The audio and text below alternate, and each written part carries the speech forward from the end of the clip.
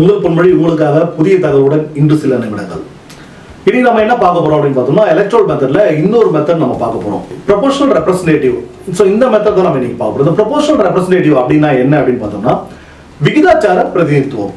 விகிதாச்சார பிரதிநிதித்துவம்னா என்ன அப்படின்னு பார்த்தோம்னா, வாக்காளர்கள் கிட்டத்தட்ட ஒரு 100 வாக்காளர்கள் இருக்காங்க. 100 வாக்காளர்கள்ல எல்லா வாக்காளரும் பார்த்தீங்கன்னா ஒரு வேட்பாளரை தேர்ந்தெடுக்க மாட்டாங்க. ஸோ அவங்களுக்கு யார் சரி, யார் நேர்மையானவர்கள், யார் திறமையானவர்கள்னு அவங்க முடிவு பண்றாங்களோ அவங்களுக்கு ஒவ்வொருத்தரும் வாக்களிப்பாங்க.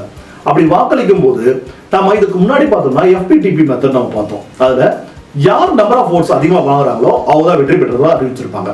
ஆனா இங்க எப்படி அப்படின்னு பார்த்தோம்னா, இந்த ப்ரொபோர்ஷனல் விகிதாச்சார அடிப்படை, இந்த விகிதாச்சார அடிப்படையில எப்படி தேர்ந்தெடுக்கப்படுறாங்க. உதாரணத்துக்கு சொல்லணும் அப்படின்னு பார்த்தோம்னா, கிட்டத்தட்ட நாட்டில் 100 வாக்குகள்ல 30% ஒருத்தர் வாங்கியிருக்காங்க.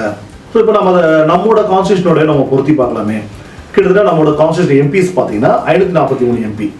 இப்போ எல்லா கட்சிகளும் போட்டிடுறாங்க. எல்லா கட்சிகளும் போட்டியிடும் போது ஒரு கட்சி 10% வாக்குகள் வாங்கியிருக்காங்க அப்படின்னு சொன்னோம்னா அவங்களுக்கான பிரதிநிதித்துவம் 54. 30%.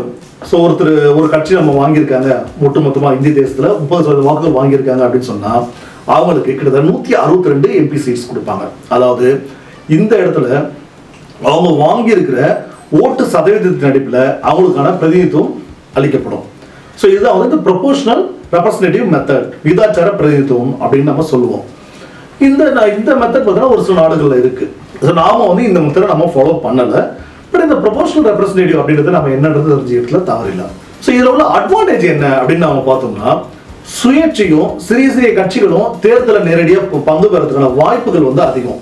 ஸோ அவங்களுக்கான பிரதிநிதித்துவம் கிடைக்கிறதுக்கான வாய்ப்புகள் ரொம்ப அதிகம். ஸோ அதுக்கு அடுத்தது என்ன அப்படின்னு பார்த்தோம்னா, ஸோ வாக்காளர்கள் அவங்க அளிக்கிற ஒவ்வொரு வாக்கும் வந்து பயனுள்ள வாக்காக மாறும். பயனுள்ள வாக்கு அப்படின்னு நம்ம சொல்லும்போது பார்த்தோம்னா, 100 வாக்காளர்கள் அவங்க அளிக்கிற எல்லா வாக்குகளும் குறைந்தபட்சம் ஒரு வேட்பாளர் 1% வாக்குகள் வாங்கியிருக்காரு அப்படின்னு பார்த்தாலும் அப்போ அவர் ஒட்டுமொத்த கான்ஸ்டியூஷன்ல 1%, அதாவது அந்த 1% அப்படின்றது அந்த குறிப்பிட்ட ஒரு தொகுதியில் மட்டும் இல்லை, ஒட்டுமொத்தமா தேசத்தோட அடிப்படையில் ஒட்டுமொத்த தேசத்திலையும் அவங்க வாங்கியிருக்க மொத்த சதவீதம் 1%.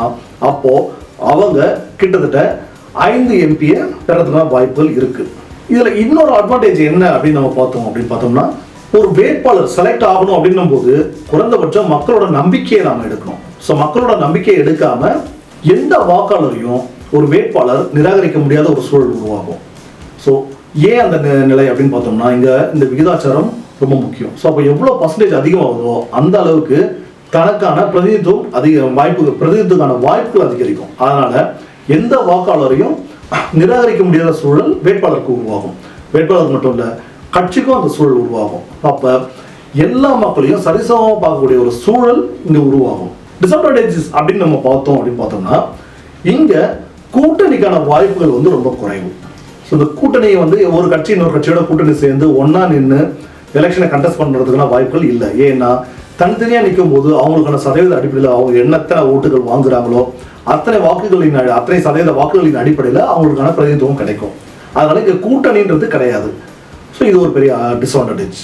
ஸோ செகண்ட் என்ன அப்படின்னு பார்த்தோம்னா, ஸோ இந்த எலெக்ஷன் மெத்தட்ல கொஞ்சம் காம்ப்ளிகேட்டட் இருக்கும். ஸோ இந்த கவுண்டிங்ல, ஸோ இந்த வாக்குகளை எண்ணிக்கையிலையும் அதுக்கான பிரதிநிதித்துவம் பிரிக்கிறதுலையும் கொஞ்சம் காம்ப்ளிகேட்டட் இருக்கு. அடுத்து என்ன அப்படின்னு பார்த்தோம்னா, ஒரு மெஜாரிட்டி கவர்மெண்ட் ஃபார்ம் பண்றதுக்கான வாய்ப்புகள் வந்து ரொம்ப குறைவு. இப்போ நம்மளோட கவர்மெண்ட் பார்த்தீங்கன்னா 543 MP இருக்காங்க, மெஜாரிட்டிக்கு 272 MP தேவை. ஸோ கிட்டத்தட்ட பார்த்தீங்கன்னா 51% இருந்தால் மட்டும்தான் ஒரு கவர்மெண்ட் ஃபார்ம் பண்ண முடியும், ஸ்டேபிள் கவர்மெண்ட்டை ஃபார்ம் பண்ண முடியும். ஸோ நம்ம இந்த விகிதாச்சார பிரதிநிதித்துவ மெத்தட்ல நம்ம செலக்ட் பண்றோம் அப்படின்னு பார்த்தோம்னா, கிட்டத்தட்ட ஒரு 30% ஓட்ஸ் ஒருத்தர் வாங்கியிருக்காங்க, ஒரு 35% ஓட்ஸ் வாங்கியிருக்காங்க அப்படின்னு சொன்னா அந்த பார்ட்டிக்கு கிடைக்கக்கூடிய ஒட்டுமொத்த எம்பிஸ் பார்த்தா 167. மற்றவங்களும் அதை விட குறைவா இருக்காங்க அப்படின்னும் போது இங்க ஒரு ஸ்டேபிள் கவர்மெண்ட் ஃபார்ம் பண்றதுக்கான வாய்ப்புகள் வந்து ரொம்ப குறையும். ஸோ இந்த ஒரு டிஸ்அட்வான்டேஜ் இதுல இருக்கு. ஸோ இப்போ நம்ம அதை பார்த்த அந்த ப்ரொபோர்ஷனல் ரெப்ரசன்டேட்டிவ் மெத்தட், ஸோ உங்களுக்கு அதில் உள்ள அட்வான்டேஜ் டிஸ்அட்வான்டேஜ் தெளிவாக புரிஞ்சிருக்கும்னு நம்புறோம். நன்றி நண்பர்களே.